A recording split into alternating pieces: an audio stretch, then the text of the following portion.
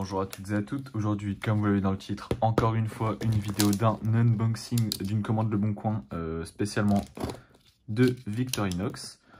Alors hop, on va commencer par ouvrir ça. Alors, je ne l'ai pas précisé, je le précise.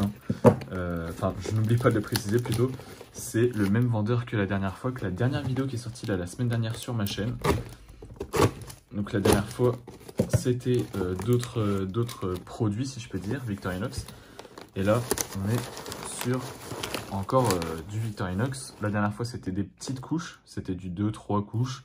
Et là, il y a un peu plus de variété, on va dire.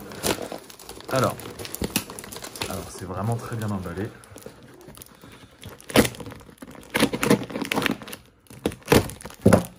On va ouvrir ça comme ceci. Donc là, déjà, qu'est-ce qu'on voit? On voit un petit sentinelle ici. Ah, en fait, tout est là, pourri. Voilà, ça c'est pour protéger, donc bon. On va commencer. Hein. Donc là, on voit qu'on a un peu de tout. On a un Alox, on a un Swiss Champ peut-être. Non, peut-être la version d'en dessous. Ouais, je ne sais pas. Bon, vous voyez, on a un peu de tout. Hein. Donc on va regarder ça. On va regarder ça tout de suite. Avant ça, on va passer au prix. De toute façon, vous l'avez vu dans le titre. Je l'ai payé ce lot complet 284,29 € pour 35 pièces s'il compte y est. Ce qui nous fait un total de 8,12 € par pièce. Donc franchement, 8,12 € par pièce, je pense qu'on est plutôt convenable. Il y a quelques pièces qui sont vraiment intéressantes pour moi. Celle-là. On a ça qui est un peu pris aussi, qui doit être un bassin Huntsman. Le sentinelle, enfin bref. Ah, vous voyez, par contre, pas de pince, pas de cure-dent, bon, bref. On va commencer tout de suite. Alors.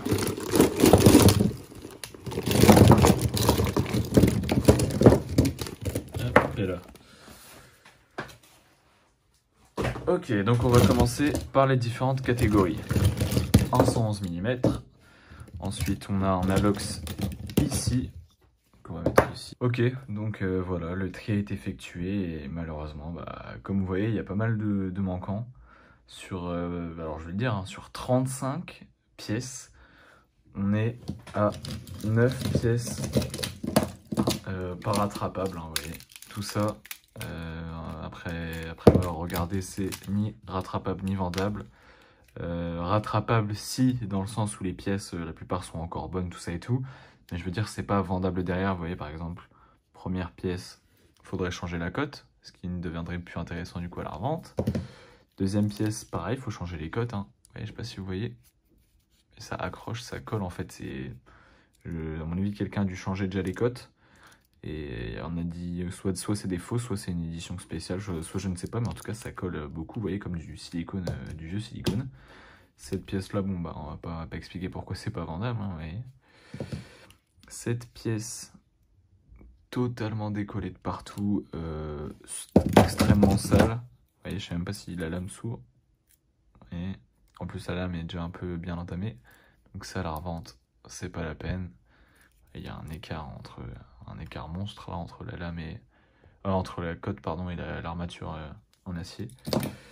Ce modèle, alors qu'est-ce qu'il y avait avec ce modèle? Voilà, fondu, du plastique fondu dessus. Ensuite, donc oui, encore une fois, il faut changer les codes, donc ça vaut pas le coup. Là, on avait quoi? L'état de la lame, hein, qui va être rattrapable, mais j'ai pas envie de passer 30 minutes dessus non plus. Donc voilà, et puis bon, l'état général, vous voyez, extrêmement sale, rien qui va. Ça, c'était quoi? Ça, je crois que c'est l'état. Putain. D'accord. Effectivement, je vais mettre le flash. Vous voyez, si on se retrouve avec le flash, c'est vendable. Celui-là, j'ai peut-être un petit peu abusé. C'est un climber. Ça... Ah non, oui, voilà. Autant pour moi. Je me disais bien, ouais, j'abusais. La lame, hein. Je sais que ça se refait, je sais que ça se replace. Je vais essayer de le faire et au pire, je le garderai pour moi ou en collection ou je le donnerai.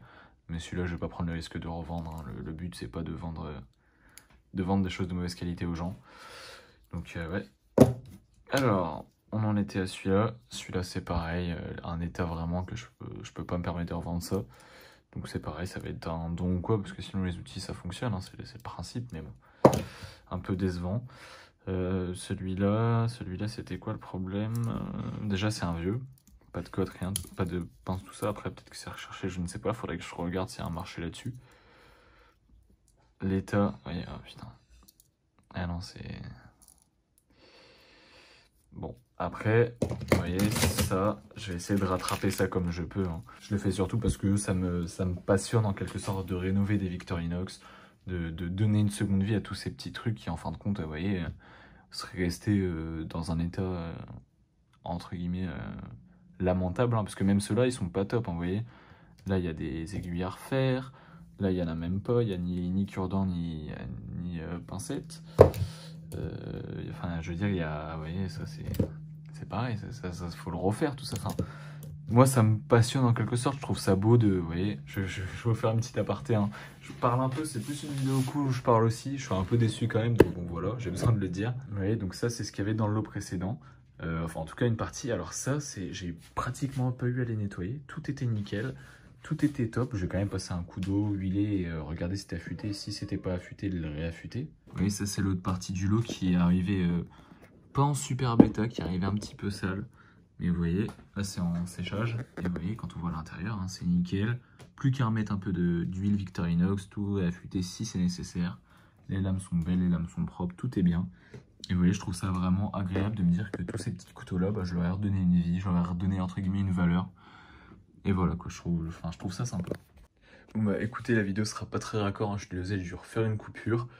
J'ai tout nettoyé, là ça y est, ça m'a pris à peu près 2 heures, 2 heures et demie à tout bien nettoyer, tout réentretenir à peu près. J'ai pas encore huilé et affûté, mais ça viendra. Donc je me suis rendu compte que j'avais dit quelques bêtises, hein, je me suis trompé sur quelques modèles. Donc pour refaire un récapitulatif, on est sur un Handyman. Là ici on a 6 Huntsman, 5 Climber, un Camper, un Super Tinker, un Hiker. Vous voyez, parce qu'il y a des petits tournevis, à la place des tire-bouchons. Là ici on a 6 Spartan.